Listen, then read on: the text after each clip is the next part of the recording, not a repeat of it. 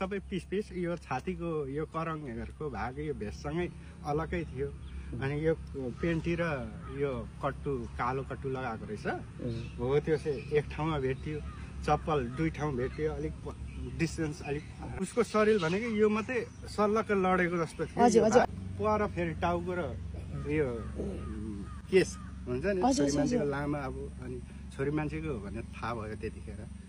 अनि त्यो चप्पलले पनि जनायो, अनि त्यहाँदेखि अब लुगाले पनि अब फ्यामिलीले थाहा भइहाल्छ नि।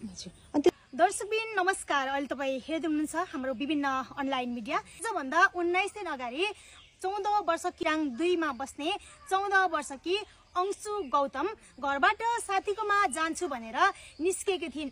पुगेको थियो होला, मासु नै सहित है, मासु नै सहित यहाँदेखि उहाँसम्म नै के अरे यस्तो अवस्थामा छ। मैले त यसरी बुटो झ्यासमै रहेछ कि त्यो बुटो यसरी काट्ने बित्तिकै हास्य गनायो। खुट्टाको छेउमै पो छ त, डराएर त्यहाँदेखि मलाई बोलायो।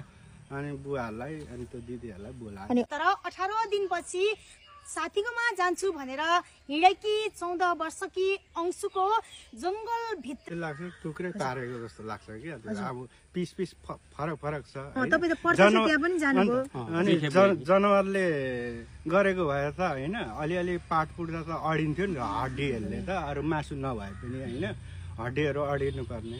तर त्यो पिस पिसै थियो होला पहिले, अब आलोमा होइन। अब अहिले हामीले देख्दा चाहिँ यति मात्रै देखियौँ सुरुमा चाहिँ मैले, पछि पुलिसहरूसँग जाँदा चाहिँ सबै थोक देखियो त्यहीँ वरिपरि, तर पर डिस्टेन्समा अलिक सब भिटेको छ।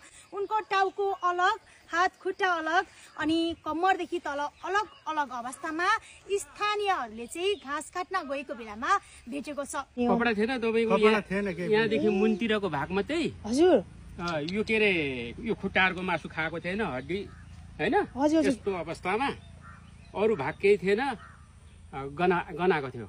यो हत्या हो या के हो भन्ने विषयमा प्रहरीले यति बेला तीव्र अनुसन्धान गरिरहेको छ र हामीसँगै जोडिनु होला। टाउको जिउदेखि चाहिँ अलिकति मासतिरपट्टि रहेछ टाउको र उयो कपाल चाहिँ त्यो हड्डी मात्रै थियो होइन। त्यो मासु सबै कुहिएको, मासु सबै कुहिएको रहेछ। यहाँदेखि उँधोको चाहिँ सल्लक्क देखिएको थियो, तर सबै कुहिसकेको भनौँ न। यसो परेको मान्छेको चाहिँ मान्छे हो भन्ने चाहिँ चिनिने ठरिने अवस्था त्यस्तो देखिएको। सातो बुद्लो गयो, मैले खाना पनि खाएको छैन होइन, हिजो बेलुका पनि खाइनँ पनि। मेरो चाहिँ लोसन जिउ ठक्कै।